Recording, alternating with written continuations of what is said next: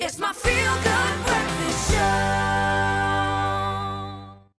Now, this weekend, one of the most talked about films over the past few months in the world of film is releasing, and we're proud to say that it is South African. It's called Ayanda, and it made waves at the Los Angeles as well as the Toronto Film Festivals, and also opened the Durban International Film Festival. It's directed by Sarah Blecher and produced by Busi Sizani, who's with us in studio this morning. But before we get into our chat, here's a taste of what you can expect.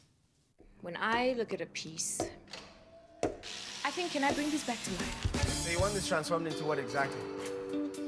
A work of art, David.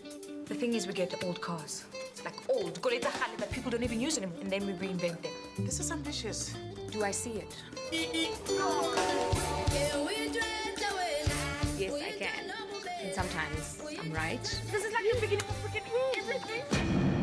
And then there are times when I'm off. Next time ngibuye la ngalijabulela ibhodlela le whisky. Ayanda, you are out of your depth here. Like way off track because I don't listen. So the courage is again your challenge. Renana, kina kwa rekisi. Ke papa mama, ukatsi rekisi. He died here. My father right here was a stupid, avoidable mistake. Well, there you have it. It's called Ayanda, and I'm sure that all South African film fans are very, very excited. Busi, you must be very excited as well that the day has finally come when our country can see this beautiful film. It's really, really amazing to finally share it with the South African audience. We have shown it at Durban International Film Festival, but these are the fans, these are the film goers, the cinema goers of South Africa. These are the people we made it for, so it's really exciting. So when it comes to you playing the role of producer, what made you look at the script and think, yes, this is something that I want to be involved in? As co-producer, I think what was very, very appealing for me was to see a modern African story being told in such an authentic way. The film is set in Yeoville. The story of this young woman who's kind of at the center of Ayanda, and it's the title of the film as well, is just so real and authentic, and we don't see very much of that on our screens, often in film in particular, where we see South Africans telling their own story in a very real and original way. Yeah. Now, one marked thing about this film is that there's no guns in this film. I mean, I don't want to say for the first time, but when you think about South Africa, people are thinking District 9, we're thinking Tsotsi, you know, that kind of thing. Were you trying to show a new side of Africa, perhaps a new side of South Africa, by not showing any kind of violence? It's a slice of life, so we're showing a very big part of South African life. Yeah. It's not all guns and violence.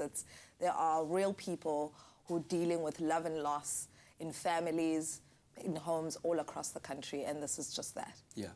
Now, tell me about this, because I think it's quite a contentious issue. It's been raised on radio station many topics, that of hair, because there's this particular scene where Ayanda has to decide whether she's going to be removing her hairpiece, like, is it okay to call it a hairpiece, or her wig? It's a wig. Or a wig, with her love interest, David. What kind of light were you trying to shine on this particular issue with that scene? There was no light. I think there was quite a lot of debate on set about whether to do it or not. And because it's such a female story, a lot of women on set, other co-producers, Terry Pito, she's a woman as well, we know what it's like. Yeah. Like, it's just not real. You're not going to have this moment with your wig on. You're going to take your wig off. So it was really just about that. And Fulu Mukobane, the lead actress, she also felt the same way, that this is just real. This is what would happen. So it wasn't as contentious. We weren't really trying to give like a specific message. So you ain't hating, I'm just saying. We're not hating, we're not hating. It's just black women, hair, that's what we do. Yeah.